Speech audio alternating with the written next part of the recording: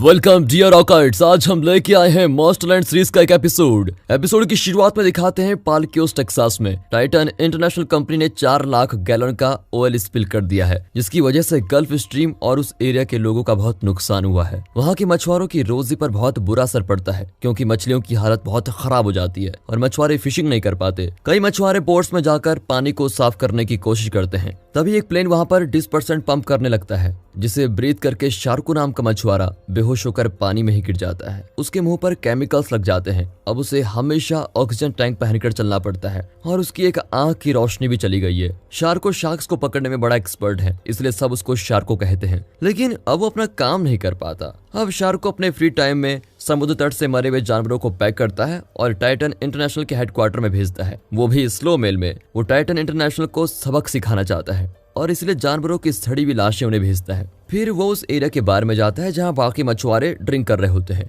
एक दिन एक मछुआरा बताता है कि एक बार उसकी बोट को कुछ मरमेड्स ने घेर लिया था और उन्होंने उसको अटैक भी किया, पर यहाँ पर कोई उसका विश्वास नहीं करता। हालांकि वो अपने पेट पर अजीब घाव के निशान भी दिखाता है। शार्को इन बातों से दूर रहता है, पर जब वे फिशिंग करने की बात करते हैं तो वो साफ कह देता है कि अब हम यहाँ फिशिंग नहीं कर पाएंगे, तुम लोग सपने देखना छोड़ दो। टाइटन इंटरनेशनल ने उस जगह को साफ करने का ढोंग किया था और कुछ केमिकल्स स्प्रे करके चले गए बस, लेकिन ये जगह पहले जैसे कभी नहीं बन सकती। उनके सेनेटर ने नेशनल रेडियो पर भी कहा कि वे पानी को साफ करने में लगे हुए हैं, पर सच तो यह है कि टाइटन इंटरनेशनल ने उन्हें एक बड़ी रकम दी थी और उनका मुंह बंद कर दिया था। उनकी मदद से सेनेटर व्हाइट हाउस तक पहुंचने के सपने देख रहा है और लोगों से झूठ पे झूठ बोल रहा है। इन सब बातों से शार्को का मूड बड़ा खराब हो जाता है और वो जाकर अपने ट्रक में बैठता है। अब वो अपना दिमाग ठंडा करना चाहता है, लेकिन तभी ब्रीजी नाम का मछुआरा उसकी बोट उधार लेने आता है। पिछली बार ब्रीजी ने उसकी बोट ली थी, फिर वो गायब हो गया था और तब शार्को ने उसको बड़ी मुश्किल से ढूंढा था, क्योंकि पुलिस ने उस ब्रीजी को अरेस्ट कर लिया था।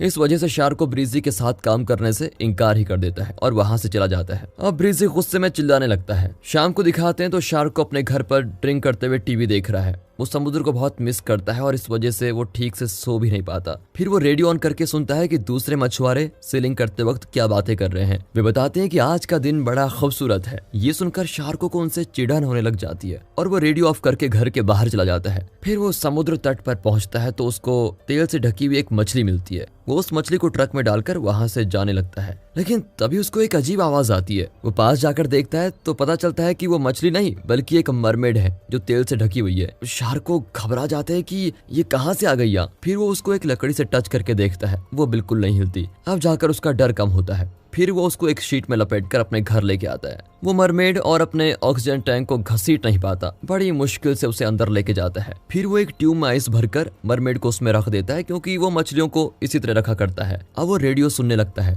दूसरे मछुआरों को मछलियां मिली हैं, लेकिन ऑयल स्पिल की वजह से मछलियों का रूप एकदम बिगड़ चुका है और एक भी मछली खाने लायक नहीं बचती। ये सुनकर शार्को खुद को आईने में देखता है और अपने घाव को हाथ से छुपा देता है। वो सोचने लगता है कि ऑयल स्पिल से पहले मैं ऐसा दिखता था, तब मेरे पास काम भी था, पर अब तो मैं बिल्कुल बेकार हो गया हूँ। लेकिन तभी उसको याद आता है कि उसने तो मरमेड पकड़ ली है, मतलब वो इतना भी गया गुजरा नहीं है। फिर इस बात को सेलिब्रेट करने के लिए वो म्यूजिक प्ले करता है और मस्त पूरे घर में डांस करने लग जाता है। तभी एक कॉल आता है। अब तक उसे कई लॉयर्स कॉल कर चुके हैं और वे चाहते हैं कि वो टाइटन इंटरनेशनल पर केस करें। शार्को तुरंत कॉल कर देता है, क्योंकि वो किसी पर कोई केस नहीं करना चाहता। केस करने से ना तो उसका दर्द कम होगा और ना ही उसकी पिछली जिंदगी वापस आएगी। शाम को वो टीवी देख रहा होता है कि अचानक बाथरूम से आवाज आती है। वो जाकर देखता है तो मरमेड जीवित हो गई है और बाहर निकलने की कोशिश कर रही है। वो जल्दी से दरवाजा बंद कर देता है और अपनी राइफल लेने जाता है। जब वो लौटता है तो मरमेड उस पर झपट पड़ती है। दोनों में खूब लड़ाई होती है और मरमेड शार्को के हाथ पर काट ही देती है, पर शार्को अपने साथ फिशिंग नेट भी लाया था। वो मरमेड को नेट में लपेटकर बांध देता है। शार्को उसे शूट करने के लिए उस पर राइफल ही तान देता है,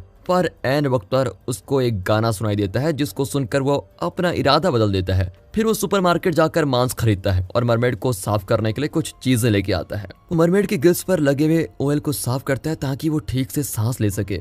फिर वो मरमेड को कई तरह के मांस दिखाता है। मरमेड बीफ खाना चाहती है तो शार्को फिशिंग नेट से थोड़ा काटकर उसको बीफ का टुकड़ा खिलाता है। फिर वो रात को लौटने का वादा करके वहां से चला जाता है। कुछ देर बाद जब शार्को टीवी देख रहा होता है तो बाथरूम से गाने की आवाज आती है। उसे मरमेड पर तरस आता है और वो टीवी को बाथरूम के पास लेके जाता है ताकि दोनों साथ मिलकर सीरीज देख सके।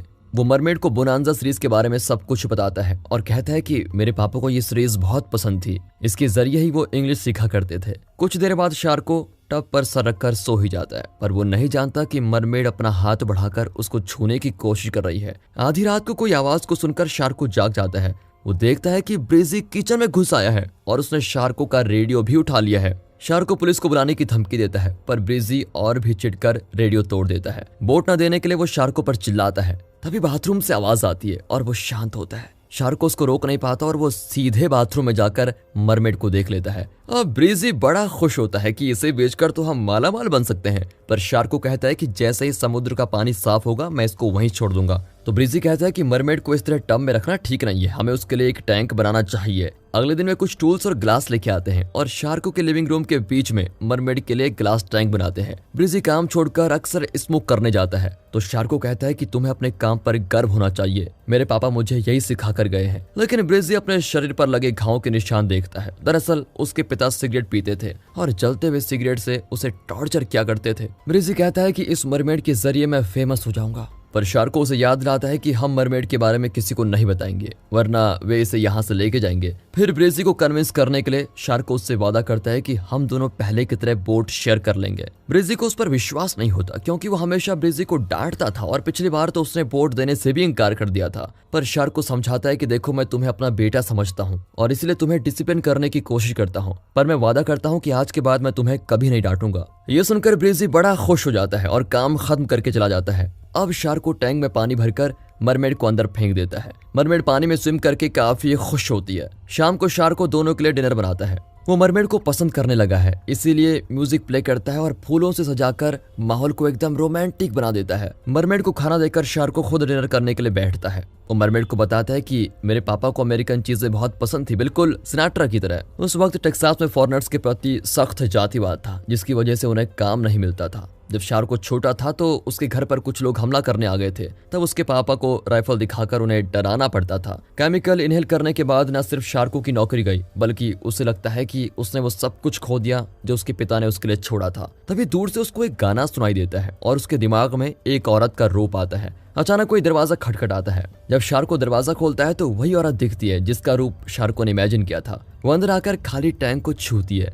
तब शार्को को यकीन हो जाता है कि ये मेरी मरमेड है और वो समुद्र से एक मैसेज लेके आई है। समुद्र के जीव खुश हैं कि शार्को अकेला एक ऐसा इंसान है जो समुद्र में ऑयल के खतरे को समझता है। वो शार्को को थैंक यू कहने आती है और उसके चेहरे को टच करती है। शार्को के सारे घाव भर जाते हैं और मरमेड उसे किस भी करती है। अब शार्को को अपनी अहमियत समझ में आ गई है और वो खुशी से सिनाट्रा का म्यूजिक सुनता है और काउच पर मरमेड के साथ बिजी हो जाता है। वो मरमेड को अपने मसल्स दिखाता है और अपने पुराने फिशिंग एडवेंचर्स के बारे में कई कहानियां सुनाता है। वो खुद को एक इमिग्रेंट का बेटा नहीं बल्कि समुद्र का राजा बताता है। वो बताता है कि उस दिन जब मैं बोट से गिरा था तो हमेशा के लिए डूब जाना चाहता था, लेकिन अब मैं मरना नहीं चाहता क्योंकि तुम मुझे मिल गई हो। कुछ देर बाद घर के आगे कुछ कार्स पार्क की जाती हैं।